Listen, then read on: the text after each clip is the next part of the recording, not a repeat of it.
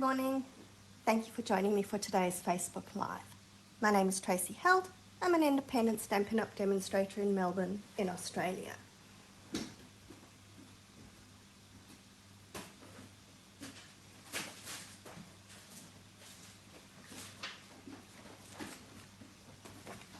Sorry for the delay. I just realized I'd left my measurements behind and it was really important that I had them.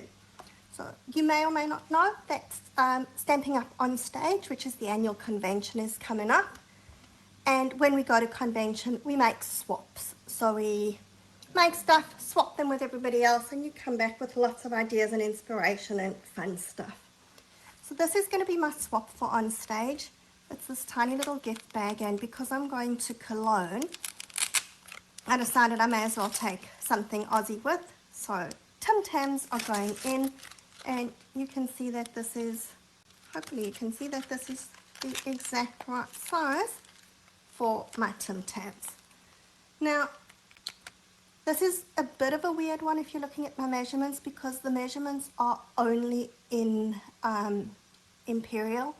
I do have them in metric, I can give them to you, but these were designed so that the front of my bags here are 3 inches by 3 inches to maximize the designer series paper. So those metric measurements are a little bit strange. Much easier to work in the Imperial, which is why I've only given you the Imperial measurements, and I'm only going to work in the Imperial. So before we start, let me show you this paper. This is the new product of the month. So place an order for $125 and you get the product of the month for $9. This month it's designer series paper called Painted Illusions. Now I'm going to show you these two together because they are similar, but you can see the patterns are a bit different. And then we've got that one and that. And then the reverse sides are a bit more muted, maybe is the word I'm looking for. Now, the good news and the bad news about this paper, and it's the same for both, is that if you're looking at these sides particularly, is that when you cut them, you're going to get different pieces. So you're not going to be able to replicate things that are exactly the same, but that makes it a bit more exciting. So that's why I'm saying it's good news and bad news, because it's lovely paper. If you're using it for a scrapbooking layout, it's beautiful. If you're using it just for your cards, you're getting a slightly different look, or your gift bag, slightly different look every time. But if you want to replicate everything exactly the same, it's not going to work.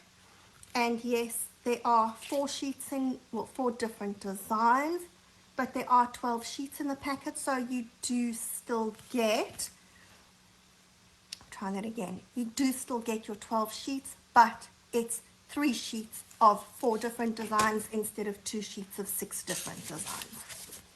Okay, now after all of that, let's get going with our card, our box rather. I'm so used to saying card. Now, I am using my scoreboard just because I do find it easier. You can use your trimmer if you prefer, but particularly when I'm making multiples of things that need scoring, the scoreboard is easier. Alright, so on my short side, I'm going to score at 1 and 1.5 inches. Then we're going to turn that to the long side, and I'm scoring at, oh, is my finger in the way so that you can't see? Okay, that's 1/4. It'll be easier when I get to the next one. My finger won't be in the way. Then 1 1/4, 4 1/4. Oops, that one went crooked, not what we want to do. And 5 1/4 inches. And now I'm going to score again, but this time I'm just scoring up to that, I'm trying to see if you can see it, that first score line over there. Okay, so there we're scoring at 3/4 of an inch, and like I say, just up to I can't even see it. This light is not very good for scoring. Up to that first score line at 3/4 and 4 3/4. Okay, now that's my scoring done with the scoreboard, but we're not finished scoring. When you think you have everything very well organized, I need a ruler.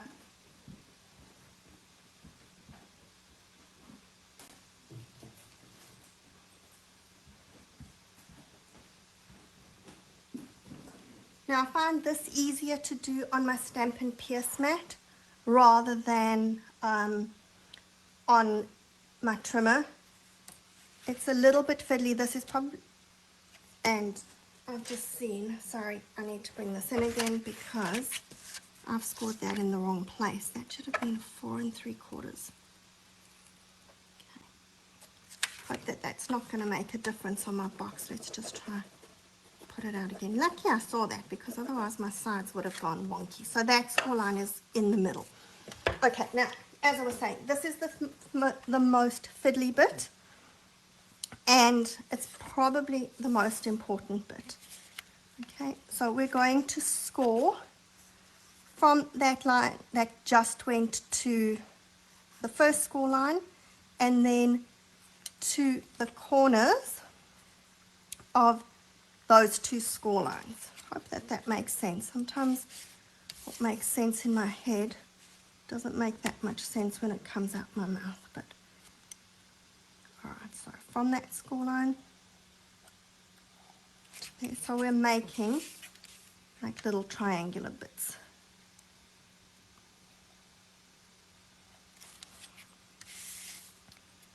And the same over here.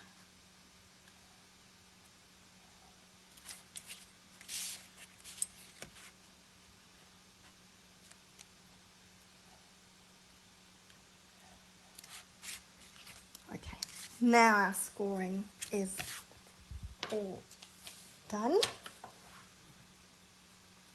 And we're going to do some cutting.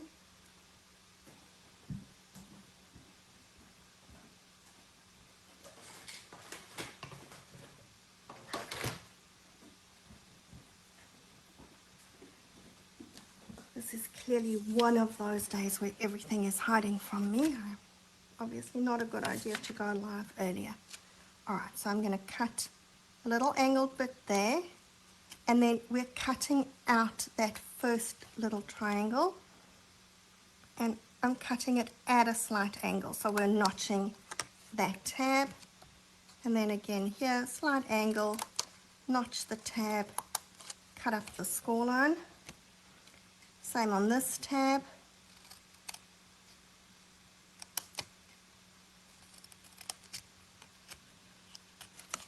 And we're doing the same on this one as we did on the other one.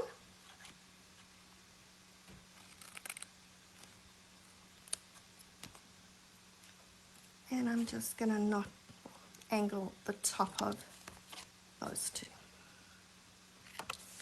Alright, so that's what our box looks like now, and that's all our cutting and scoring done. So now we're going to fold in that first little tab, and then, so at the moment I'm leaving that middle score, we're just folding on the first two, and I'm going to fold all my bottom tabs up.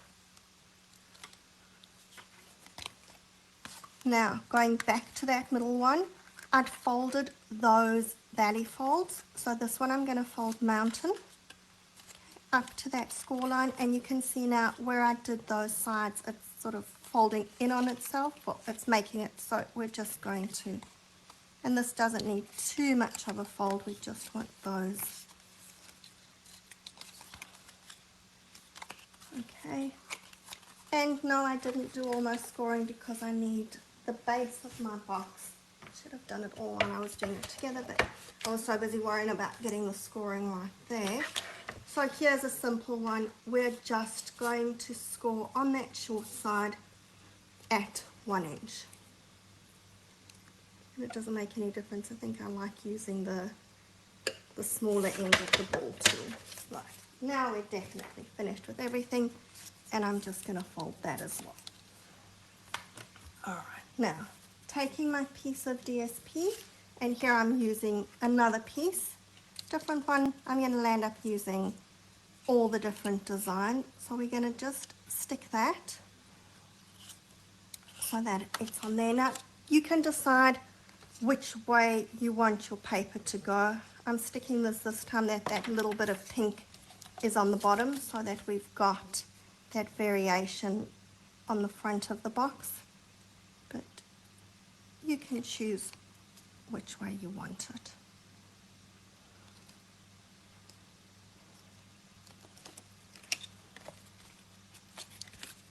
And now I'm going to put glue on that long tab, and we're going to stick the side of the DSP along that tab.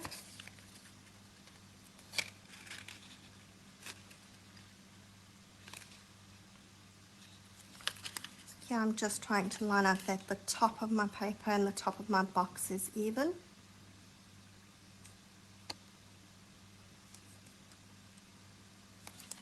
Just going to trim this. It looks like I'm slightly off with my measurements here, so I'm just going to trim that there.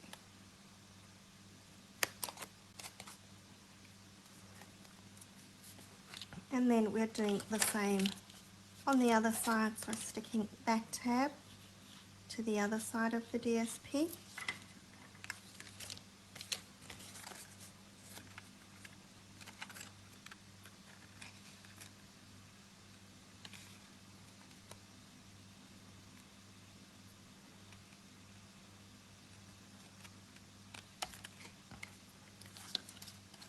And now I want the front of my box to fold back, so let's pull that down for the moment. So back down, some glue on the tabs here. Just stick those tabs down, and then glue on that front bit.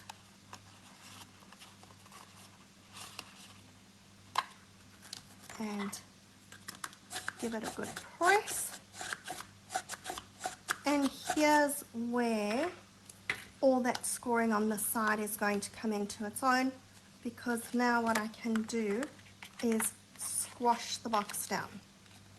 Okay, so it folds flat, which makes it great for, if you're making them in advance, easy storage until you're ready for them, or for traveling, you can travel with them flat and then you lift them up.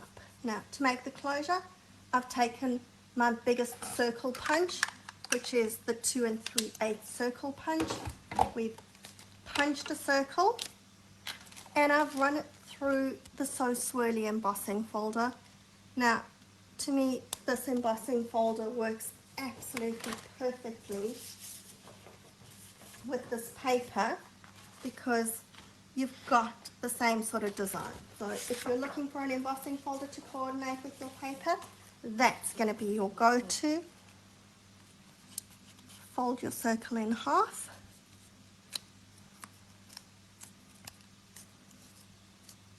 And then don't put glue all the way up to that fold, because it's going to squish out and make it messy. But just part way up, and we're going to stick the circle onto the back of my bag. And then you need something to close it. So I've got some Velcro dots, and I don't think it makes any difference which way they go, but I'm going to use the fluffy side on here, except I think I want that slightly over. Okay, and then we're using the harder side on the other side, so I'm just going to stick my dots together, and then if I can get that not to stick to my finger, just stick that down. Okay, so it will then seal up nicely. And I have these holographic resin dots. Now, I don't know, mine look a bit green. On the Stampin' Up website, they look a bit more pink and purple, so I don't know which is which. But I figured that the sort of greeny yellow will go with some of them. And I've also been using the, with extra bits, antique pearls. Okay, so I'm going to just take one of these and we're going to stick it on there. And there we go, my bag is done. Now I do have some in the different colors, and I've just been this is the one that's got the Tim Tam inside it already, so that's why it's not flat. Changing up the colors back and front and decide which way you want it to go. And there we go, so easy as that. And like I say, because they're small, they're only 3 by 3 inches, well, your paper, you're going to get a fair number of them out of, a fair number, let's be exact, you're going to get 12 out of each sheet of DSP. So if you do want to make multiples, that is going to give you lots of them. Now you could go ahead and decorate them more, put some flowers or some bits or stamping or a for you sentiment or whatever on them as well. But I think that I like them just like this, let the DSP shine, and I think most people will be more interested about what's inside, but it still looks pretty. This DSP is awesome, the colors are lovely and makes a pretty bag. So there we go, that's what I'm busy churning out this week to get ready for on stage. Hope you like these, and I will see you again next week. Until then, bye.